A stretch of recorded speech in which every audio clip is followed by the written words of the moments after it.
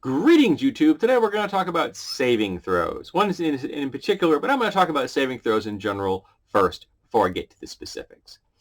So when I started gaming, it was AD&D First Edition. And back in those days, we had 5 different types of saving throws. We had paralyzation, poison, and or death magic. That was one class of saving throw. We had petrification or polymorph, excluding polymorph wand attacks. That was another class. We had rod, staff, or wand. Sorry, not plural. Then we had breath weapons, excluding those which cause petrification are polymorph.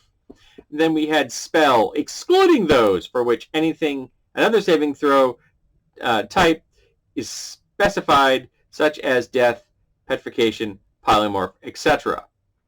Yes, in retrospect, this does not make any sense. At the time, I did not question it. That was what I was presented with. I was told by fellow gamers, this is how we do this game. So, and nobody questioned it. None of us did. Like, why is the spell that does one thing different from a wand that has that spell in it? And why is that different from a breath weapon that does this? Why isn't one class of thing just treated the same in all situations? Maybe you need to have different levels of resistance, because low-level petrification should be easier to beat than a high-level petrification. Hence, we have the difficulty check concept. But at the time, we didn't ever question this. We just did it. So when 3rd edition came along and we had fort, will, and reflex saves, it was revolutionary. Yay! Revelatory. Yay! We were also, I was so happy. It was streamlined. It made sense. And it was like, hey, that's a mental attack. It's will. It's a dodgy thing. That's reflex. You got to just tough that puppy out. That's fortify. That's a fort save. Simple. But the reason I'm making this particular video is false. It talks about the top one I mentioned. Paralyzation, poison, or death magic. Because somebody asked me, what about save or die spells? How do I feel about them? And I don't like save or die situations. I really don't like putting people into situations where...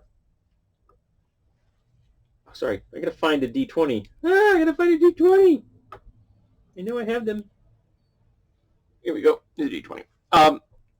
That a simple roll of this, a simple 5% chance of rolling a 1 means your character dies, or whatever the roll for that particular thing is. If you have a particularly weak constitution and you're saving against something, maybe it's much worse than 5%.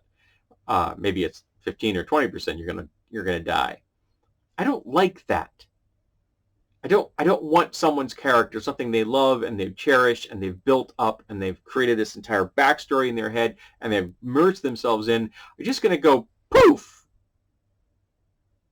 because they rolled one of these things and got a number out of the blue that kills them. Now, back in 1st edition, death was plastic. We died frequently, but we came back frequently. I lost track of how many times I had characters that died, and I glanced at a character on the wall. So there's a portrait over there of one of my characters who died and came back. Now, the first time my character had a character die, the GM was genius. He played it up. He really made it seem important. Now, I didn't know at the time what death had come for him, and we could have defeated death if we had ganged up on that particular death. It wasn't death with, like, the big D. It was death with a little d, I guess. It was like one of the avatars of death or something. So we could have defeated death because I guess death comes to get you at the same power level as you are. I can't remember what the reason was. But we didn't. We saw death arrive and we're like, oh, I guess it's time for this character to go. So we all just kind of stood there and let him go to death. And a decade later, I got to run a game where his brother went to hell itself, the afterlife, whatever the hell, because he had been condemned, and brought him back to the world, and it was awesome. But I don't like that Now, at the time, again, it was just people died, they rose, raised them from the dead. It's no big deal. It wasn't. It was, we were young, we were teenagers, and we just didn't think anything of it. There wasn't the, no, Black Leaf, no situations. It just didn't matter. It just seemed we always had somebody who would bring somebody back. I just didn't know that character could be saved at the time. It was my first time ever encountering a character death. In fact, it was the first time I had ever even witnessed a character death. So I didn't know what the protocols were. And the other characters played along with it, so did I. Other players, rather, played along with it, so did I. Well, it did lead to a cool adventure at a later date. But death should be important. Now, I'm not saying that characters should never die, but they should die with meaning. And save or die is not about dying with meaning. It's just dull, it's boring, it's cheap, it's not interesting. Yes, it means that you're always like, oh, am I going to die? But how many times can you cry wolf until people stop caring? If they stop caring about their characters, they're going to stop caring about your game. Have death be meaningful. And then maybe they'll be engaged. Maybe they'll do what they can to bring that character back if they can. Or they just accept it and move on. I read something years ago. It was on a board, and a guy was in a fairly high-level game. And they were on one of those impossibly tall, wizard towers. And this monk was in a situation, and the bad guy's like, give me the knowledge I seek, or I'm going to kill this innocent person, kind of thing. It's a lawful good monk, so they can't. If they give the information to the demon lord or whatever, the demon lord's going to kill hundreds of thousands of people. But if they don't give the demon lord the information, it's going to kill that innocent person. So that's a dichotomy that the lawful good person really can't make.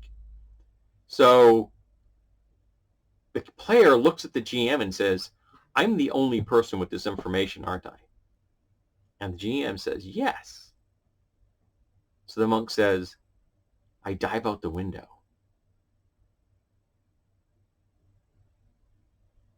They sacrifice themselves willingly, intentionally, with absolute consent. And they just stole the entire prize from the demon lord. The demon lord didn't get to corrupt a monk, didn't get to make them have that decision.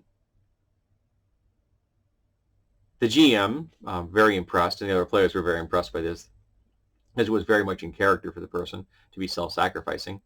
And so he got a bonus on his next character build. So you're replacing character, you're getting a bonus because you did so well. And I don't remember the details. It wasn't my game. But that was a way to handle death. That was death with meaning. And save or die is not death with meaning. Unless your characters are intentionally playing some kind of twisted Russian roulette, have death be meaningful. Save or die is not how you do that. So those are my thoughts on save or die. I forget who asked me this question. I apologize. I'm not good with names.